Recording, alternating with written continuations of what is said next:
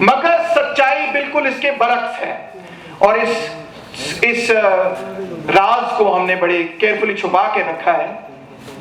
بلکہ 3 جولائی 1979 کو president Carter نے پہلا ڈائریکٹو سائن کیا کہ سوویت رژیم کے جو مخالفین ہیں ان کی حمایت کرنی شروع کی جائے، ان کو اسسٹنس دی جائے۔ اور اسی دن میں نے پریزیڈنٹ کو لکھا اور ان کو سمجھایا کہ اس کے نتیجے میں یہ ممکن ہے کہ سوویت یونین وہاں پہ ڈائریکٹ انٹرونشن کرے۔ اگر ہم یہ حرکت کریں گے جناب صدر تو یہ عین ممکن ہے کہ سوویت یونین اس کو حرکت کو توڑنے کے لیے اپنی فوجیں وہاں بھیجے گا، سپاہی بھیجے گا۔ The secret idea was an excellent idea. The secret operation was an excellent idea. وہ کہتے ہیں یہ ایک بہت ہی ہماری مہان کامیابی تھی اور بہت اچھا آئیڈیا تھا، ایکسلنٹ آئیڈیا تھا، کیونکہ اس کے نتیجے میں سوویت یونین افغانستان کے ٹریپ میں پھنس گیا۔ جس دن سوویت یونین نے بارڈر کراس کیا، میں نے اپنے صدر کو، پریزیڈنٹ کارٹر کو یہ لکھا کہ اب ہمارے پاس وہ موقع مل گیا ہے کہ ہم سوویت یونین کو ان کی ویتنام وار دیں گے۔ یعنی کہ یہ تمام آپریشن پہلے دن سے ہی باقاعدہ سوچے سمجھے منصوبے کے تحت کیا گیا کہ سوویت یونین کو رانگ فٹ کرنا ہے ہم نے، اور رانگ فٹ سوویت یونین ہوا، اس میں کوئی شک نہیں۔ مگر یہ پورے کا پوری جو چال تھی، اس کا مقصد ہی یہ تھا کہ سوویت یونین آئے افغانستان، وہ چاہتے تھے کہ یہ آئے، وہ انڈیوس کر رہے تھے کہ یہ آئے۔ آپ کو اس پہ شک ہوگا اور شک ہونا بھی چاہیے۔ آئیے میں آپ کو چند ڈاکیومنٹس دکھاتا ہوں جو کہ آج ڈی کلاسیفائی ہو چکے ہیں۔ آپ دیکھیں گے کہ اوپر لکھا ہے secret sensitive finding pursuant to section 662، میں آپ کو پڑھ کے سنا دیتا ہوں، پڑھا نہیں جا رہا ہوگا، دور بھی آپ بیٹھیں۔ Finding pursuant to Section 62 of the Foreign Assistance Act of 1961 as amended concerning operation in foreign countries other than those intended solely for the purpose of intelligence collection، یعنی کہ یہ ڈائریکٹو ہے ان ملکوں کے لیے جہاں پہ ہم حکومتیں گرانے کی کوشش کر رہے ہیں۔ I find یہ نیچے آپ دیکھ سکتے ہیں کہ جمی کارٹر کا سگنیچر ہے اور نیچے لکھا بھی ہوا ہے وائٹ ہاؤس واشنگٹن ڈی سی، ڈیٹ جولائی 3 1979، اور کیا لکھا ہے؟ I find the following operations in foreign countries are important to the national security of the US۔ میں یہ سمجھتا ہوں کہ فلانے آپریشن امریکہ کی مفادات کے لیے ضروری ہیں۔ And direct the director of central intelligence، اور میں CIA کے ڈائریکٹر کو یہ ہدایت کرتا ہوں یا اس کے نیچے جو بھی کام کر رہا ہے کہ وہ رپورٹ کرے کنسرن کمیٹیز کانگریس کی کو کہ یہ 662 کے تحت کیا کیا کیا گیا ہے، مجھے بریفنگ چاہیے اس پہ، اور کیا ڈسکرپشن ہے، اسکوپ افغانستان، ڈسکرپشن، اب اس پہ غور توجہ دیں، آپ کی توجہ کی ضرورت ہے۔ سپورٹ، حمایت کی جائے انسرجنٹ پروپیگنڈا کی، یعنی کہ بھرپور حمایت کی جائے ان لوگوں کی پروپیگنڈا کی جو کہ حکومت کے خلاف کام کر رہے ہیں۔ اینڈ ادر سائیکولوجیکل آپریشنز، یعنی کہ سائیکولوجیکل آپریشنز بھی کیے جائیں جس کے نتیجے میں لوگ گھبرا جائیں۔ In Afghanistan establish radio access to the Afghan population, ایک ریڈیو اسٹیشن قائم کیا جائے جو کہ افغانستان کے اندر ہمیں، افغانستان کے عوام تک ہمارا نقطہ نظر پہنچا سکتا ہے۔ یہ ریڈیو کابل کی بات ہو رہی ہے، ریڈیو فری کابل جو وائس آف امریکہ کا ایک حصہ تھا۔ 2 ریڈیو اسٹیشن بڑے امپورٹنٹ قائم ہوئے، ایک یو کے نے قائم کیا، ایک امریکہ نے قائم کیا۔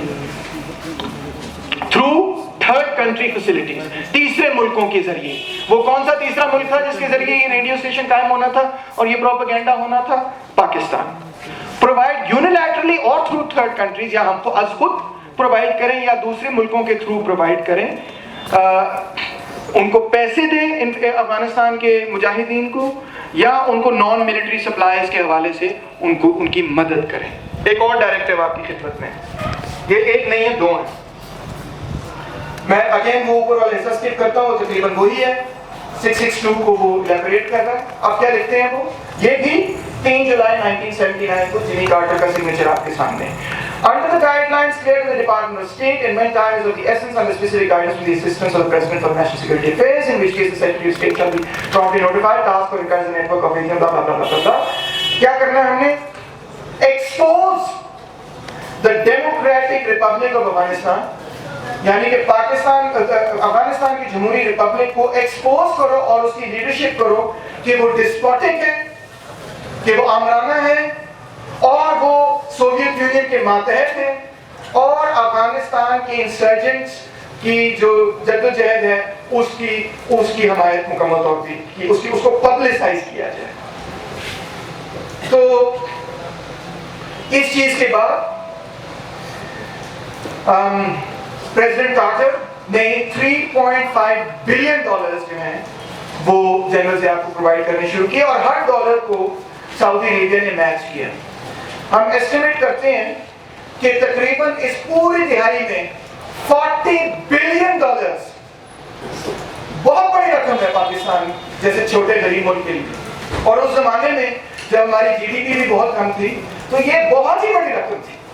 $40 بلین جو ہیں وہ جہادی نیٹ ورک کو دیے جائیں آپریشن سائیکلون کے حوالے سے، اور اسی وجہ سے ہم یہ آج کہتے ہیں کہ یہ سب سے بڑا سی آئی اے کا آپریشن رہا ہے اس کی پوری تاریخ میں۔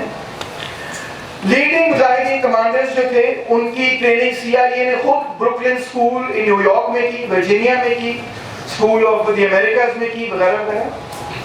ابھی آگے آپ اور چیز میں آپ کو دکھاؤں گا ویڈیو میں کہ کس طرح ڈبلیو ویبسٹر جو سی آئی اے ڈائریکٹر تھا، کلیئر جارج، جنرل حمید گل مجاہدین کیمپس میں پھر رہے ہیں، کس طرح سے جیک ڈیوائن جو کہ سی آئی اے ٹاسک فورس کا بندہ پاکستان میں پھر رہا ہے۔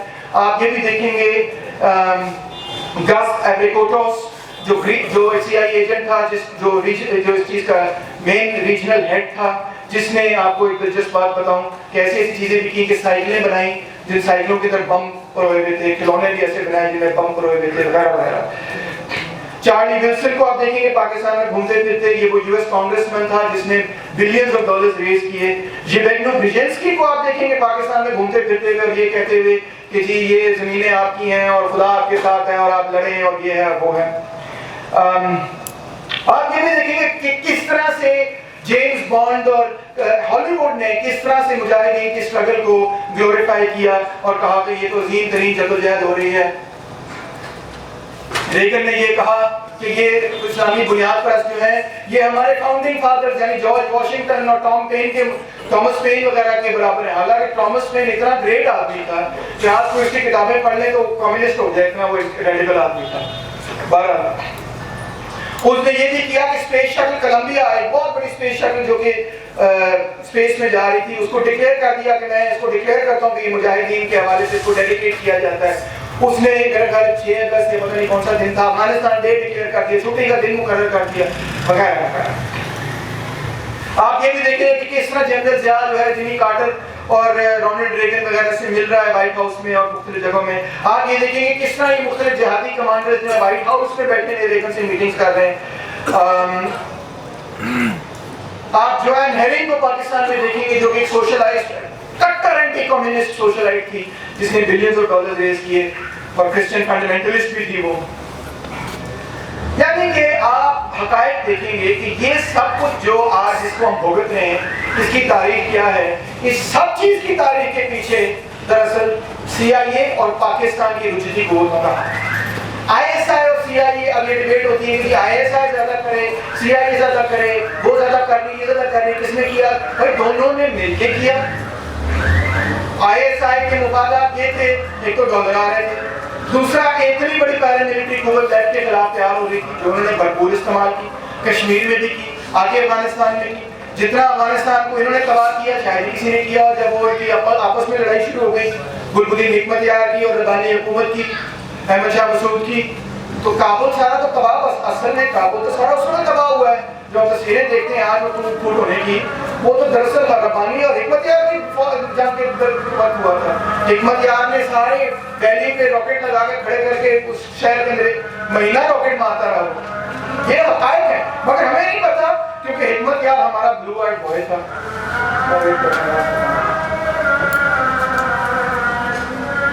مدرسے تھے پاکستان میں وہ ڈبل ہو گئے۔ آج ایسٹیمیٹس ہیں کہ 22,000 مدرسے ہیں جو تقریباً 1.5 ملین لوگوں کو بچوں کو ان میں جاتے ہیں، اور یہ پورا سیٹ اپ ہے۔ ایک میں سے اب وہ کہتے ہیں نہیں یہ ہمارا مدرسہ تو فنڈامنٹلزم، ہمارا مدرسہ تو ایکسٹریمزم سپورٹ نہیں کرتا، ہم تو نہیں کرتے، مگر وہ ذہن تیار کرتے ہیں نا۔ وہ ذہن تیار کر کے پھر آگے گریجویٹ کرا دیتے ہیں کہ جی یہ آپ کا بندہ تیار ہو گیا، اب آپ اس کو ہتھیار وغیرہ کے حوالے سے ٹرین کریں. تو وہ سارا ایک نیٹ ورک ہے جس کی کئی حصے ہیں، کچھ مدرسے ہیں، کچھ اور چیزیں ہیں، کچھ عام گروپس ہیں، کچھ اپنا یہ منصورہ جیسی کالونیز ہیں، کوئی ہسپتال ہے، کوئی میڈیا میں لوگ ہیں وغیرہ وغیرہ. ایک پورا سیٹ اپ ہے، ایک پورا نیٹ ورک ہے، اور وہ نیٹ ورک ایک کلیکٹیو طرح سے کام کرتا ہے. آج آپ دیکھ لیں کہ قادری کے فنڈ کے حوالے سے 3 کروڑ روپے جو اس کے ڈیفینس فنڈ میں جمع کر دیا گیا. اگر آپ کے فاروق طارق کو اٹھا کے لے جائے تو پتہ نہیں ہم شاید یا مجھے اٹھا کے لے جائے تو 3 لاکھ بھی زیادہ اکٹھا ہو، مگر وہ 3 کروڑ اکٹھا کر لیتے ہیں ایسے. تو میں سمجھانے کی کوشش کر رہا ہوں کہ انہوں نے ایک نیٹ ورک پیدا کیا ہے جو بہت پاورفل، فائنینشلی بھی آرمز کے حوالے سے اور عددی اعتبار سے بھی بڑا پاورفل. میں تھوڑا سا اسکپ کرتا ہوں اپنی پریزنٹیشن کو ٹائم کے اندر رہنے کے لیے. آئیے ذرا نظر اٹھا کے دیکھتے ہیں کہ جب ان لوگوں کو موقع ملا ہے اقتدار حاصل کرنے کا تو انہوں نے اس اقتدار کے ساتھ کیا کیا ہے. تحریک طالبان افغانستان کی طرف ذرا نظر اٹھا کے دیکھتے ہیں. یہ وہ قوانین ہیں جو 1996 سے 2001 تک انہوں نے خود نافذ کیے. ان کی اپنی لکھی ہوئی عبارت کو میں نے اٹھا کے آپ کو دکھا رہا ہوں کہ کوئی تھرڈ پارٹی سورس نہیں ہے. یہ ان کی اپنی کتابوں میں باقاعدہ لکھا ہوتا ہے، آپ خود اٹھا کے کبھی دیکھ لیں. پہلے تو یہ کہتے ہیں کہ جو عورت پردہ نہیں کرتی وہ ویسے ہی فوش ہے اور وہ دراصل کافر بھی ہے. جو پردہ ہے وہ پوری عورت کے پورے جسم پہ ہونا چاہیے، پردہ پتلا نہیں ہونا چاہیے، عورتوں کے کپڑے پتلے نہیں ہونے چاہیے. یہ ان کے قوانین ہیں. عورتوں کے کپڑے رنگ برنگے نہیں ہونے چاہیے اور ان میں کوئی ڈیکوریشن نہیں ہونی چاہیے. عورتوں کے کپڑے تنگ یا پتلے نہیں ہونے چاہیے اور ان میں سے کسی قسم کی کوئی بھی بازو یا ٹانگ وغیرہ نظر نہیں آنی چاہیے. عورتوں کو پرفیوم نہیں پہننا چاہیے. اگر پرفیوم پہن کے کوئی عورت ایک مارکیٹ میں سے گزرے تو اس کا مطلب ہے کہ وہ ہو سکتا ہے کہ ایک اڈلٹرس ہو، یعنی زنا کر رہی ہو. عورتوں کے کپڑے مردوں جیسے نہیں ہونے چاہیے. مسلمانوں کے کپڑے، مسلمان عورتوں کے کپڑے نان مسلمان عورتوں کے کپڑے جیسے نہیں ہونے چاہیے، یعنی کہ جینز وغیرہ پہننا، ٹی شرٹ پہننا اور ویسٹرن ڈریس پہننا. پیر کی جو چیز وہ پیر میں پہنتے ہیں اس سے کوئی آواز نہیں نکلنی چاہیے. ہیل پہننا، بازیل پہننا، کسی قسم کا ایسا کپڑا نہیں پہننا چاہیے جس میں سے کوئی آواز نکلے. چوڑی پہننا، کڑے پہننا یا کوئی کپڑے میں کوئی ایسی چیز ہو جس میں. عورتوں کو سڑک کے بیچ میں نہیں چلنے کی اجازت. عورتیں اپنے گھر سے باہر اپنے میاں کی اجازت کے بغیر باہر نہیں نکل سکتی. عورتیں کسی نامحرم انسان فرد سے جس کو نہیں جانتی اسٹرینج آدمی سے بات نہیں کر سکتی.